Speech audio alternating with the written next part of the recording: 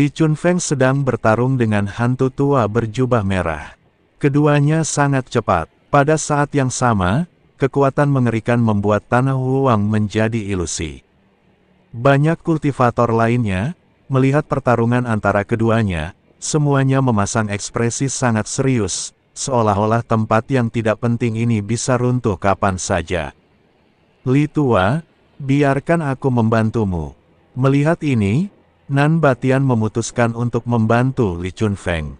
Sebaiknya kau bertarung denganku. Pada saat ini, seorang lelaki tua berjalan keluar dari kabut hitam yang mengelilingi Ming Shao. Orang tua itu berpakaian jubah hitam, tetapi mukanya semerah pantat monyet. Sial, kenapa ada satu lagi? Melihat ini, Chen Ping tidak bisa menahan diri untuk tidak mengerutkan kening. Nan Batian menatap hantu tua berwajah merah itu dan sedikit mengernyit, lalu berkata, "Dasar monyet, apa kau masih mau melawanku?" Hantu tua berwajah merah itu tertegun sejenak, lalu menatap Nan Batian dengan kaget, "Apakah kamu mengenalku?" "Saya tidak mengenalnya." Nan Batian menggelengkan kepalanya. "Bagaimana kamu tahu namaku jika kamu tidak mengenalku?" Hantu tua berwajah merah itu bertanya dengan ragu. "Siapa namamu? Bukan Monkey Boot, kan?" Nan Batian bertanya. "Ya, nama saya Holding." Hantu tua berwajah merah itu mengangguk.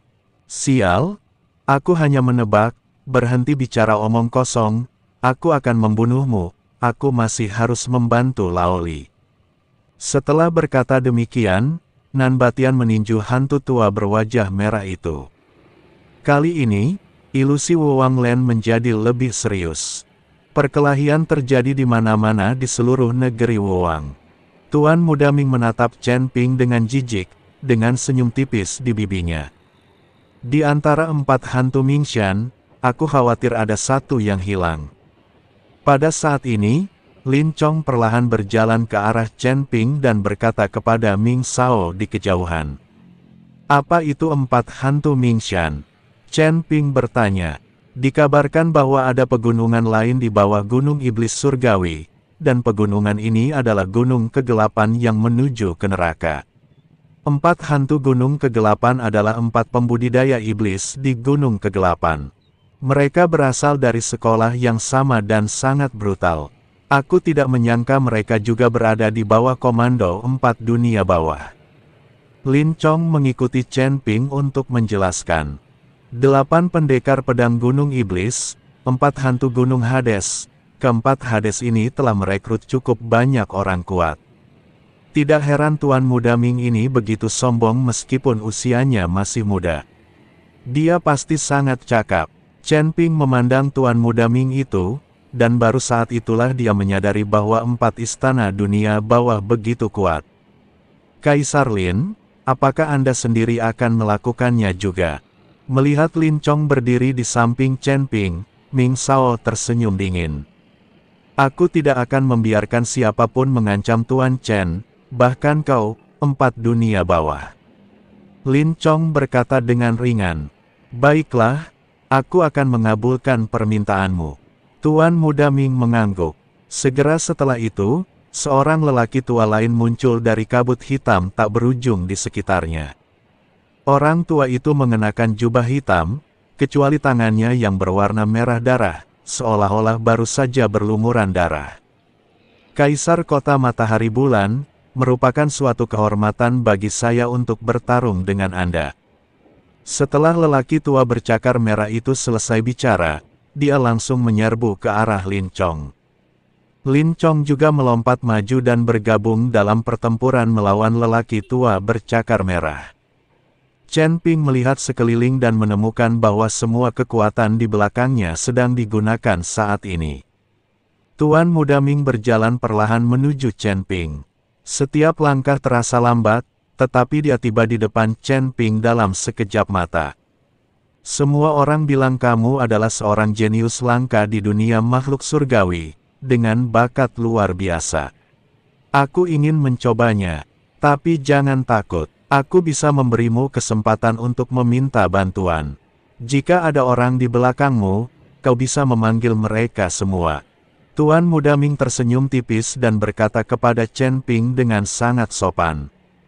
Pada saat ini, mereka tampaknya bukan musuh. Dia memang bukan musuh, hanya saja Tuan Muda Ming tidak tahan dengan orang yang lebih kuat darinya. Chen Ping menatap Tuan Muda itu dan menggelengkan kepalanya perlahan, aku tidak akan meminta bantuan.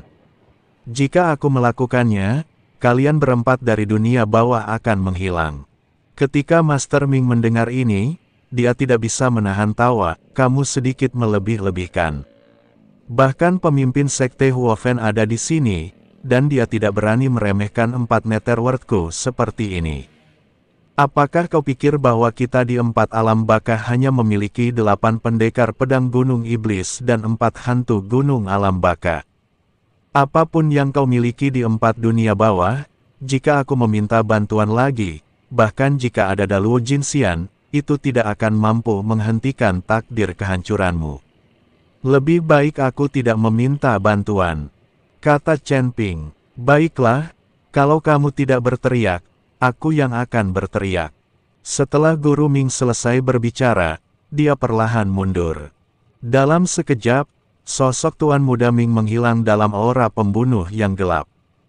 Pada saat yang sama, seorang pria parubaya muncul dari kegelapan. Dia memiliki tanduk di dahinya dan tampak seperti unicorn. Chen Ping tercengang, lalu menatap pria parubaya di depannya dengan tak percaya, apakah kamu dari suku binatang? Pria parubaya itu menggelengkan kepalanya, ibuku berasal dari suku binatang, dan sekarang aku memiliki darah suku iblis yang mengalir di tubuhku. Oh, kau bajingan. Chen Ping mengatakannya dengan tenang, tetapi tepat setelah dia selesai berbicara, Chen Ping tertegun. Dia ingin mengejek pria parubaya itu, tetapi dia lupa fakta bahwa ibunya adalah seorang manusia dan ayahnya memang seekor naga. Dengan cara seperti ini aku tidak akan menjadi bajingan lagi. Rumput, kamu mencari kematian. Pria parubaya itu melotot dan langsung menyerbu ke arah Chen Ping. Melihat ini, Chen Ping tidak berani ceroboh sama sekali. Dia mengayunkan pedang pembunuh naga di tangannya dan pedang itu berubah menjadi cahaya pedang. Ledakan, cahaya pedang itu hancur berkeping-keping, dan tubuh Chen Ping terlempar ke belakang oleh kekuatan yang sangat besar, lalu jatuh dengan keras ke tanah, menyebabkan lubang sedalam 100 meter muncul di tanah. Pergilah ke neraka. Pria parubaya itu berteriak dengan marah, lalu telapak tangan besar langsung menembus kabut hitam, memasuki lubang sedalam 100 meter, dan menghancurkannya ke arah Chen Ping. Saat tangan raksasa itu berguling ke bawah, gelombang kekuatan yang mengerikan menekan tubuh Chen Ping, dan tanah di sekitarnya terus-menerus terkompresi. Berdengung. Pada saat itu, suara pedang terdengar dari dasar lubang, diikuti oleh cahaya pedang emas yang melesat ke langit, langsung menembus tangan raksasa itu. Tubuh Chen Ping terbang ke langit, memegang pedang pembunuh naga, melayang di udara. Pedang pembunuh naga memancarkan cahaya redup, dan Chen Ping dikelilingi oleh cahaya kemasan. Tubuh emas yang tidak bisa dihancurkan telah menutupi seluruh tubuh Chen Ping. Pada saat yang sama, kekuatan darah di tubuh Chen Ping terus terpancar, menyebabkan kekosongan di sekitarnya bergetar. Menghadapi orang di depannya, Chen Ping tidak berani ceroboh sama sekali. Meskipun dia bisa bertarung melawan lawan yang levelnya lebih tinggi, kekuatan lawannya jelas tidak mudah untuk dihadapi. Pria parubaya itu meletakkan tangannya di belakang punggungnya dan menatap Chen Ping dengan tenang. Ada tekanan tak terlihat dari tubuhnya yang terus menekan aura Chen Ping. Senior, jika di saat-saat terakhir aku tidak dapat bertahan, aku masih harus bergantung padamu. Chen Ping berkata pada Raja Iblis Ciyun, apapun yang terjadi, kau bisa menghadapi sampah kecil ini sendiri. Mengenai pria sok penting bernama Ming Shao itu, aku cukup menyukainya. Aku akan menghadapinya saat waktunya tiba. Aku ingin dia tahu bahwa semakin dia berpura-pura hebat, semakin cepat dia akan mati. Kata Raja Iblis Awan Merah. Chen Ping bingung. Apa artinya ini? Akhir-akhir ini aku senang pamer.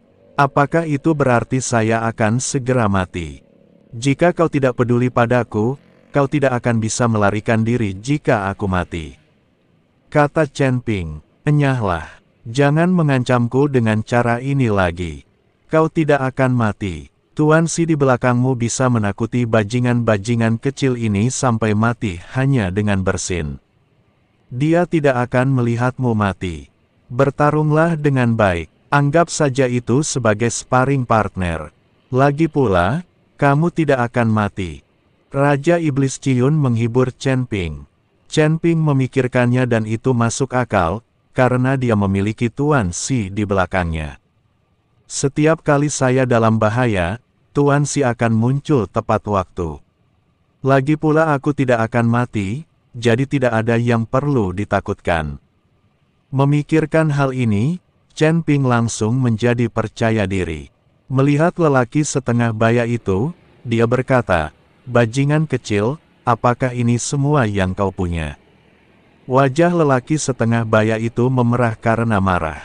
Dia tiba-tiba maju selangkah, mengulurkan tangannya, lalu melambaikannya.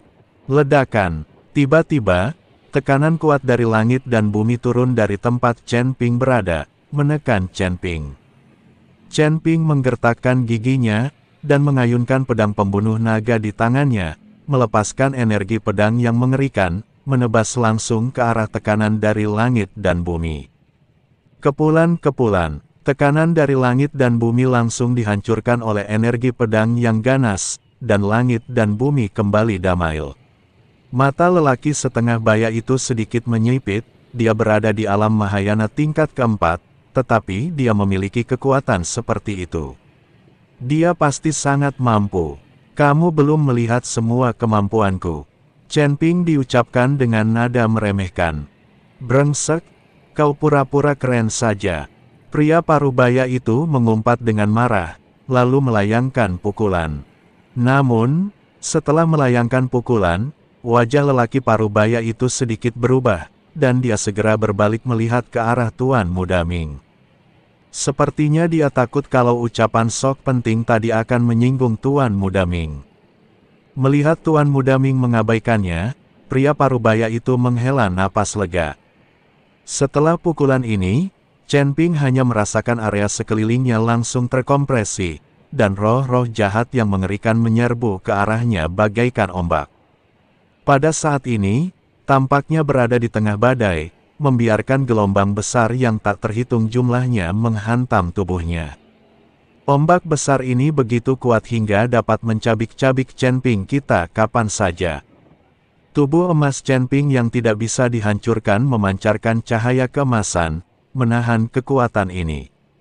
Sepertinya kita harus menggunakan senjata pembunuh kita.